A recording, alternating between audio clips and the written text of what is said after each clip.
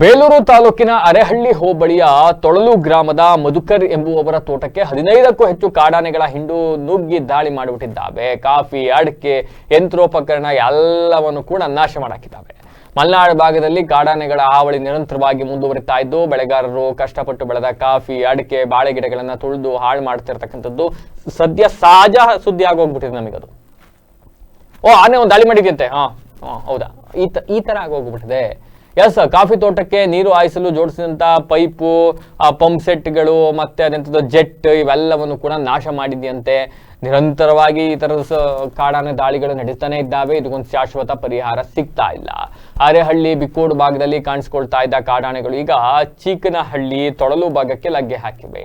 ಬೇಲೂರು ತಾಲೂಕಿನ ಅರೆಹಳ್ಳಿ ಹೋಬಳಿಯ ತೊಳಲು ಗ್ರಾಮದಲ್ಲಿ ಕಾಫಿ ತೋಟಕ್ಕೆ 15ಕ್ಕೂ ಹೆಚ್ಚು ಕಾಡಾನೆಗಳು ನುಗ್ಗಿ ಬೆಳೆಯನ್ನ ಹಾಳು ಮಾಡಿರ್ತಕ್ಕಂಥದ್ದು. ಈ ಬಗ್ಗೆ ತೋಟದ ಮಾಲೀಕ ಮಧುಕರ್ ಮಾತನಾಡಿದ್ದಾರೆ. ಕಾಡಾನೆಗಳು ತೋಟದೊಳಗೆ ನುಗ್ಗಿ ಬೆಳೆಗಳನ್ನ ನಾಶ ಮಾಡಿವೆ. ಕಳೆದ ವರ್ಷ 200ಕ್ಕೂ ಹೆಚ್ಚು ಕಾಫಿ ಗಿಡಗಳನ್ನ ನೆಡಲಾಗಿತ್ತು. ಆನೆಗಳು ಅದರ ಮೇಲೆ ನಡೆದಾಡಿ ತುಳಿದು ಹಾಕಿದ್ದಾವೆ. ಅಲ್ಲದೆ ಫಸಲಿಗೆ ಬಂದಿದ್ದ ಕಾಫಿ ಬೀಜ, ಅಡಿಕೆ ಬೆಳೆಗಳನ್ನು ಕೂಡ ಹಾಳು ಮಾಡಿದ್ದಾವೆ. ಹೊಸದಾಗಿ ಜೆಟ್ ಇವೆಲ್ಲ ಅಳವಡಿಸಿದ್ವಿ, ಅವೆಲ್ಲವನ್ನು ಕೂಡ ಹಾಳು ಮಾಡಿದ್ದಾವೆ. ಹಂಗಾಗಿ ನಮಗೆ ಪರಿಹಾರ ಕೊಡಬೇಕು ಅಂತ ಕೇಳಿದ್ದಾರೆ. ಏನ್ ಪರಿಹಾರ ಕೊಡ್ತಾರ್ರಿ? ಲಕ್ಷಾಂತರ ರೂಪಾಯಿ ನಷ್ಟ ಆಗಿರುತ್ತೆ. ಒಂದು 10,000 20,000 ರೂಪಾಯಿ ಪರಿಹಾರ ಅಂತ ಕೊಡ್ತಾರೆ. ಅಂತ ಆನೆ ಹೊಟ್ಟೆಗೆ ಅರಕಾಸಿದ ಮಜ್ಜಿಗೆ ಅನ್ನೋ ತರ ಕತೆ. ಇನ್ನು ಅರಣ್ಯ ಇಲಾಖೆಯವ್ರು ಬರ್ತಾರೆ, ನೋಡ್ತಾರೆ, ಹೋಯ್ತಾರೆ. ಪಾಪ ಅವ್ರೇನ್ ಮಾಡಕ್ಕಾಗತ್ತೆ? ಆನೆಗಳನ್ನು ಒತ್ಕೊಂಡು ಹೋಗಿ ಇನ್ನೊಂದ್ ಕಡೆ ಕಿಡಕ್ಕಾಗತ್ತಾ? ಸರ್ಕಾರ ಆದೇಶ ಮಾಡಬೇಕು, ಫಂಡ್ ಕೊಡಬೇಕು, ಆನೆಧಾಮ ನಿರ್ಮಾಣ ಮಾಡಬೇಕು, ಇಲ್ಲ ರೈಲ್ವೆ ಬ್ಯಾರಿಕೇಡ್ ಹಾಕಬೇಕು, ಆನೆಗಳನ್ನ ಸ್ಥಳಾಂತರ ಮಾಡಬೇಕು. ಇವಕ್ಕೆಲ್ಲ ಒಂದು ಶಾಶ್ವತ ಪರಿಹಾರ ಸಿಗಬೇಕು. ಎಲ್ಲಿವರೆಗೂ ಶಾಶ್ವತ ಪರಿಹಾರ ಸಿಗೋದಿಲ್ವೋ ಅಲ್ಲಿವರೆಗೂ ಹಿಂಗೆ ನಾವು ಓದ್ತಾ ಇರ್ತೀವಿ, ಆನೆಗಳು ದಾಳಿ ಮಾಡ್ತಾ ಇರ್ತವೆ, ಹಿಂಗೆ ಆಗ್ತಾ ಇರುತ್ತೆ. ಅರೆಹಳ್ಳಿ ಭಾಗದಲ್ಲಿದ್ದವು ಈಗ ಸುತ್ತಮುತ್ತ ಗ್ರಾಮಗಳಿಗೆ ಬಂದವಂತೆ.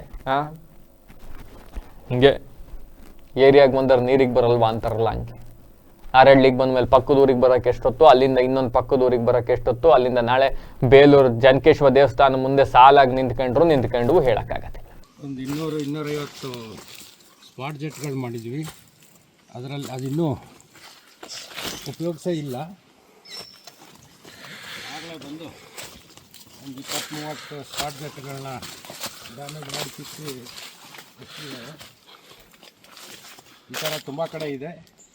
ಒಂದು 25-30 ಸ್ಪಾಟ್ ಜೆಟ್ಗಳು ಡ್ಯಾಮೇಜ್ ಆಗಿದೆ. ಇನ್ನೂ ಆ ಕಡೆ ಪಟ್ಟೆನಲ್ಲೂ ಡ್ಯಾಮೇಜ್ ಆಗಿದೆ. ಈಗ ಇದು ನಿನ್ನೆ ಬಂದಿರೋ ಆನೆದು ಡ್ಯಾಮೇಜು ಇವತ್ತಿನ್ನೂ ಇಲ್ಲೇ ಇದ್ದಾವೆ. ಇಲ್ಲೊಂದು 200-300 ಮೀಟರ್ ಮುಂದೆ ಇನ್ನೂ ಇದ್ದಾವೆ 13-14 ಆನೆಗಳು. ಇವತ್ತು ಬಂದು ಮತ್ತೆ ಇನ್ನೇನು ಡ್ಯಾಮೇಜ್ ಮಾಡುತ್ತೋ ಗೊತ್ತಿಲ್ಲ. ಅದರಿಂದ ಸಂಬಂಧಪಟ್ಟ ಅಧಿಕಾರಿಗಳು ಇದಕ್ಕೇನಾದ್ರು ಒಂದು ಪರಿಹಾರ ಸೂಚಿಸಬೇಕು.